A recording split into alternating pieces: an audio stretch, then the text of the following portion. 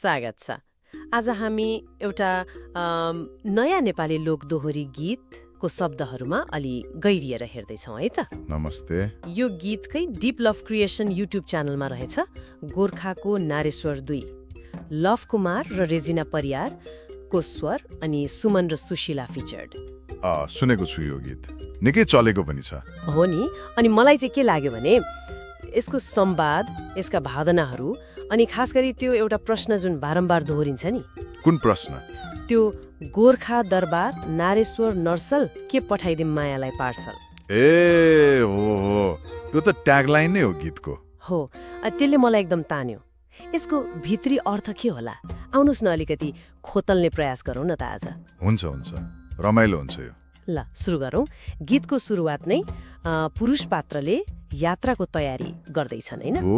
उनी भन्छन्, जान्छु भोलि खैरेनी पुल्तरी, तिम्रै माया राखेर मनभरि।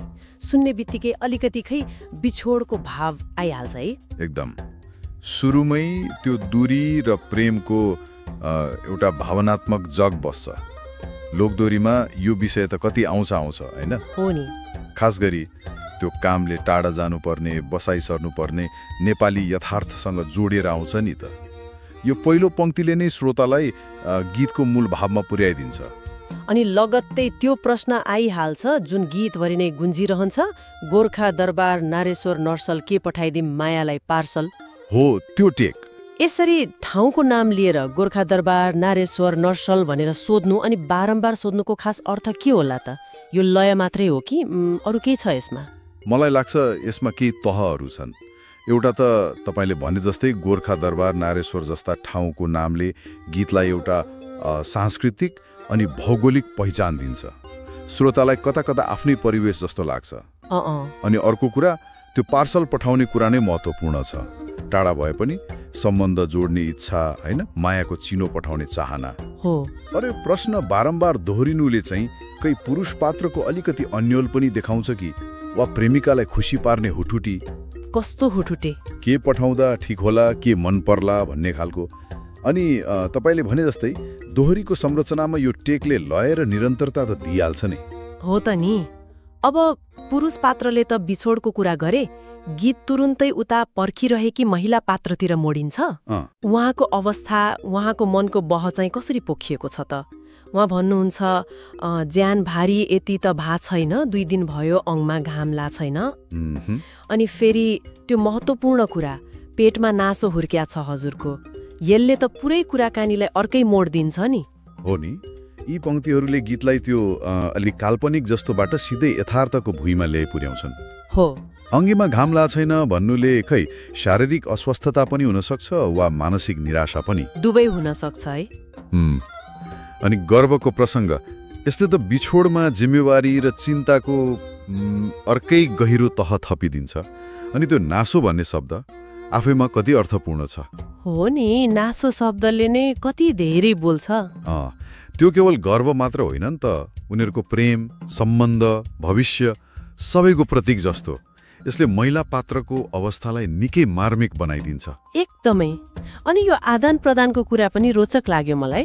पुरुषले त पार्सल के पठाउने भनेर सोधिरहन्छन्। महिलाले चाहिँ के भन्नुहुन्छ? गाउँको पार्सल पठाइदिनु अरे। त्यसले सायद त्यो आत्मीयता, गाउँघरको सम्झना खोजेको जस्तो बुझिन्छ हैन? हो, पक्कै पनि। गाउँको माया, त्यहाँको कोसेली। तर पुरुषले त उल्टै एउटा आइफोन पठाइदिने कुरा पो गर्छन्।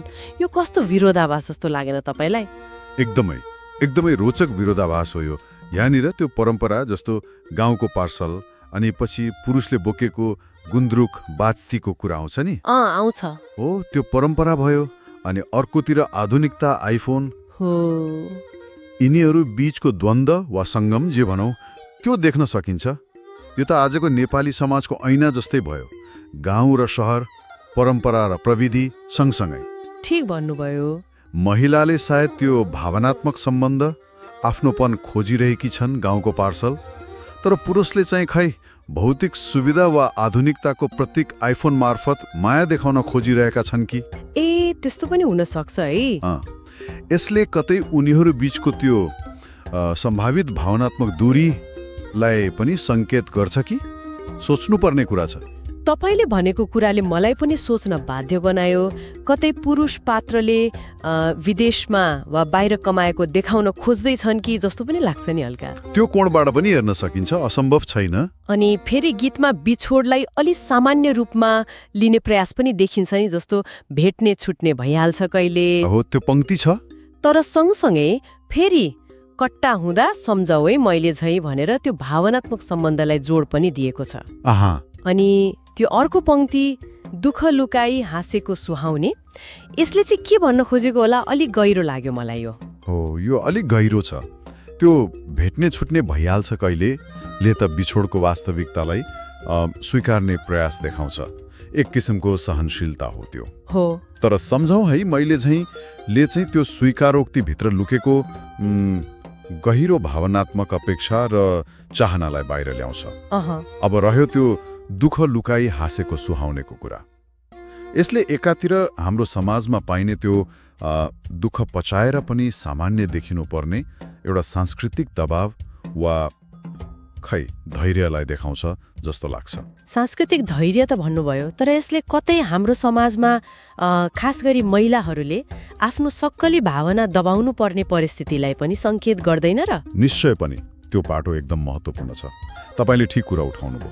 यो केवल सहनशीलता मात्रै नभएर आफ्ना पीडा, आफ्ना कमजोरीहरू लुकाएर बलियो देखिनुपर्ने सामाजिक अपेक्षा वा बाध्यताको अभिव्यक्ति पनि हुन सक्छ। हो नि। यसले गीतका पात्रहरूको त्यो भित्री सन्दर्शलाई झनै गहिरो बनाउँछ। अब गीतको अन्त्यतिर आइपुग्दा महिला पात्रको निर्भरता अदप्रष्ट हुँदै जान्छ जस्तो लाग्यो। उहाँ भन्नुहुन्छ, बुबामा म एक्लै घरमा छु, जे भए नि हजुरकै भरमा छु। हो, त्यो मार्मिक छ। यो सुन्दा उनको त्यो एक्लोपन अनि अलिकति असुरक्षा पनि महसुस हुन्छ नि। एकदम। यी पंक्तिहरूले फेरि त्यही परम्परागत सामाजिक संरचना र लैङ्गिक भूमिकालाई प्रतिबिम्बित गर्छन्। कसरी? एक्लै, त्यसमाथि गर्भवती अवस्थामा महिलाले पुरुषको सहारा खोज्नु वा अलि बढी निर्भर महसुस गर्नु खै स्वाभाविक जस्तो देखिन्छ त्यो परिवेशमा। हजुरकै भरमा छुले त्यही निर्भरता र विश्वास व्यक्त गर्छ। हो, अनि उहाँले पुरुषलाई इष्टमित्र, कुल खन्दान ख्याल गर भनेर सम्झाउनुको अर्थ चाहिँ के होला? त्यो पनि महत्त्वपूर्ण छ। त्यसले के देखाउँछ भने पुरुषको जिम्मेवारी केवल प्रेमिकासम्म मात्र सीमित छैन। उसको परिवार, समाज, इष्टमित्र, कुल खन्दान यी सबै सम्बन्धहरूप्रति पनि उसको दायित्व छ भन्ने कुरालाई जोड दिन्छ।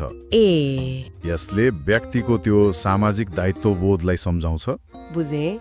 त्यसो भए यो गीतलाई सरसर्ती हेर्दा त यसले प्रेम, बिछोड, सम्झना, जिम्मेवारी अनि त्यो परम्परा र आधुनिकता बीचको मिठो खै टकराव भनौँ कि सङ्गम, त्यसलाई समेटेको रहेछ है।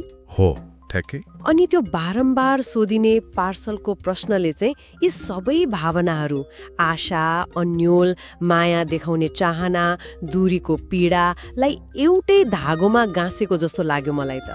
एकदम सही विश्लेषण गर्नुभयो।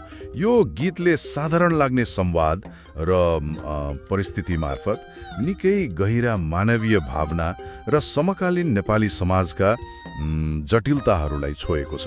हो नि। र तपाईले सुरुमा उठाउनु भएको त्यो पार्सलको प्रश्न साँच्चै नै गीतको केन्द्रीय सूत्र बनेको छ। त्यसैको वरिपरि सबै कुरा घुमेको छ।